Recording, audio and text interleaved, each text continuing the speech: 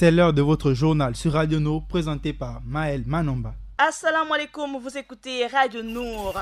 En titre, clôture de la 7e édition de la Semaine africaine de l'eau organisée par le Conseil des ministres africains en charge de l'eau en collaboration avec la Commission de l'Union africaine. Ensuite, on parle dans cette édition d'information du Premier ministre qui a reçu le représentant résident de la Banque mondiale au Gabon, Alice Ouedraogo, et le Parti démocratique gabonais, le PDG, qui lance son week-end politique le 10 novembre prochain pour remercier son électorat. L'annonce s'est faite lors de la réunion politique du Parti démocratique gabonais du 3 novembre dernier, une occasion qui a permis au secrétaire général de cette formation politique de féliciter les vainqueurs des élections législatives et locales des 6 et 27 octobre dernier. Et avant d'inviter Adiza à nous ouvrir la page musulmane, vous aurez le chiffre de notre rédaction et c'est bien 300. On développe le tout derrière la transition. À l'immeuble du pétrole, le Premier ministre Emmanuel Issoze Ngondé, aux côtés du ministre de la Promotion des Investissements Madeleine Baird, a reçu le représentant résident de la Banque mondiale au Gabon pour échanger sur le rapport de Tunis Business, la représentante de la Banque mondiale Alice Ouedraogo. Le Premier ministre a souhaité savoir quels étaient les résultats du Gabon et nous avons discuté des 5 réformes que le Gabon a donc implémentées, qui sont vraiment des réformes qui ont été faites et qui sont de très très bonnes réformes. En global, le Gabon a perdu 2 points, donc il est passé de 165 à 167, mais nous notons, la Banque mondiale, que le Gabon a fait 5 réformes et donc à l'instar de beaucoup de pays, le Gabon est résolument dans la course des réformes et de l'amélioration du climat des affaires. À l'instant, la représentante de la Banque mondiale, Alice Ouedraogo, après cette séance de travail, le Premier ministre a échangé avec quelques-uns de ses collaborateurs pour accueillir les élus de la 13e législature au lendemain des consultations couplées des 6 et 27 octobre dernier.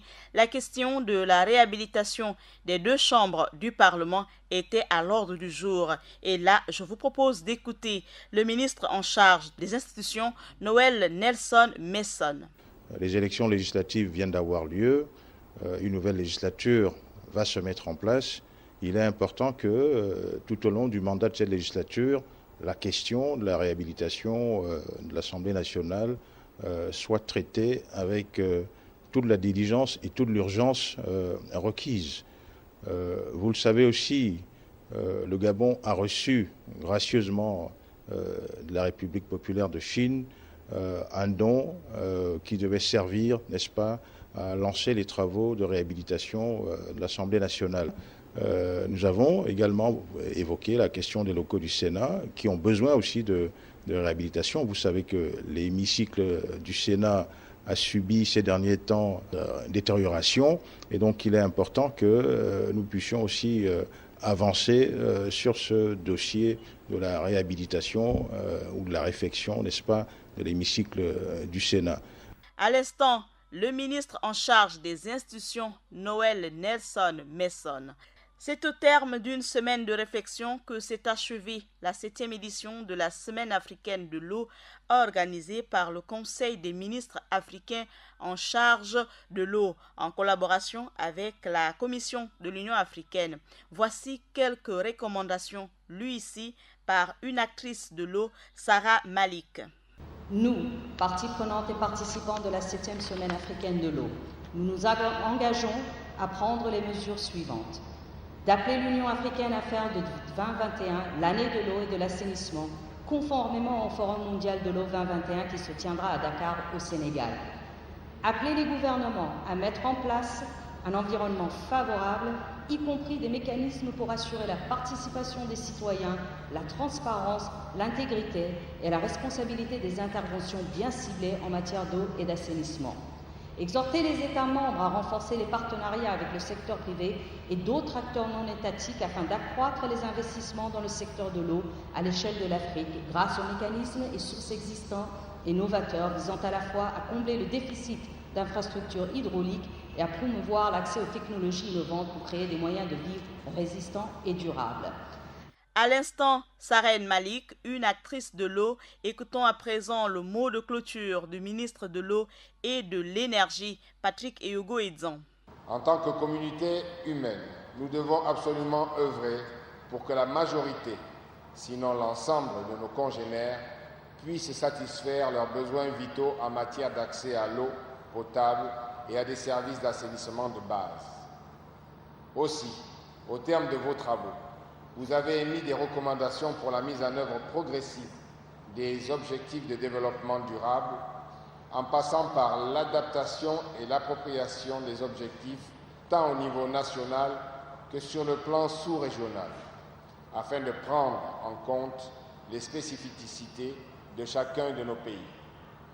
Cette démarche cadre parfaitement avec la volonté de nos États, l'enjeu étant de se doter rapidement d'objectifs nationaux et des stratégies sectorielles y relatives.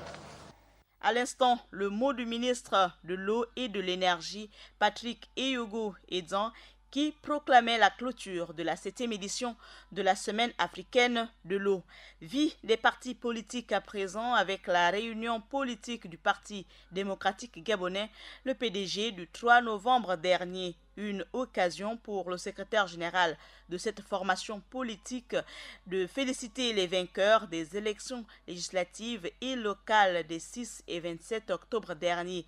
Le parti mettra à votre disposition ce qu'il faut pour que le week-end prochain, tous les élus nationaux et locaux repartent vers les électeurs qui leur ont apporté leur suffrage pour pouvoir leur inviter à la proximité infaillible qui existe dorénavant entre vous qu'ils ont choisi et eux sur qui vous devez avoir un regard particulier, a indiqué le secrétaire général Éric Dodo-Bougenza dans une grande rencontre militante à Libreville réunissant tous les nouveaux élus nationaux et locaux du Parti démocratique gabonais.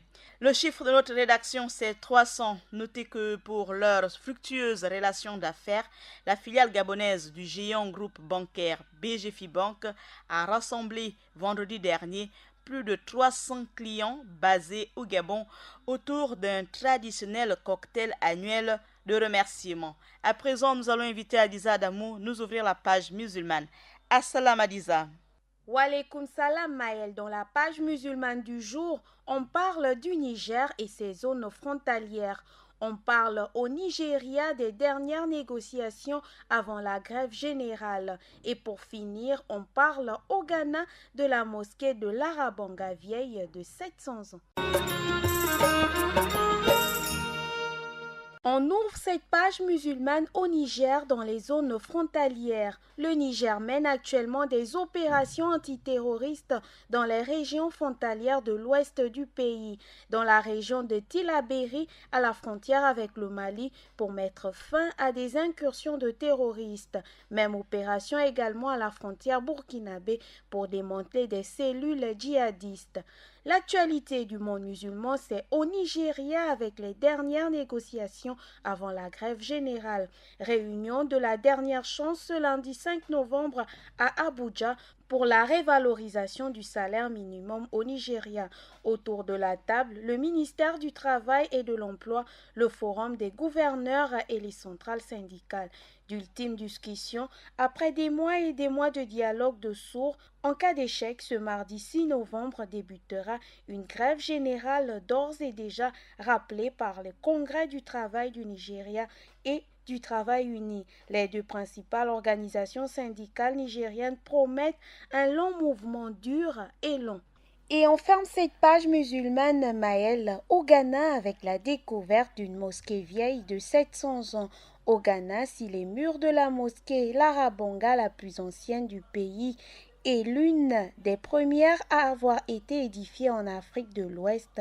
Il fournirait sans nul doute et riche histoire de ce phare de l'islam à nul autre pareil qui s'est dressé vers la fin du XIXe siècle. Surnommée la Mecque de l'Afrique de l'Ouest, la mosquée Larabanga, vieille de 700 ans, entièrement constituée de boue, se démarque par son style architectural soudanais, mais aussi par son extraordinaire capacité à traverser les siècles en restant parfois accablante, la boue préservant la fraîcheur de son enceinte sacrée.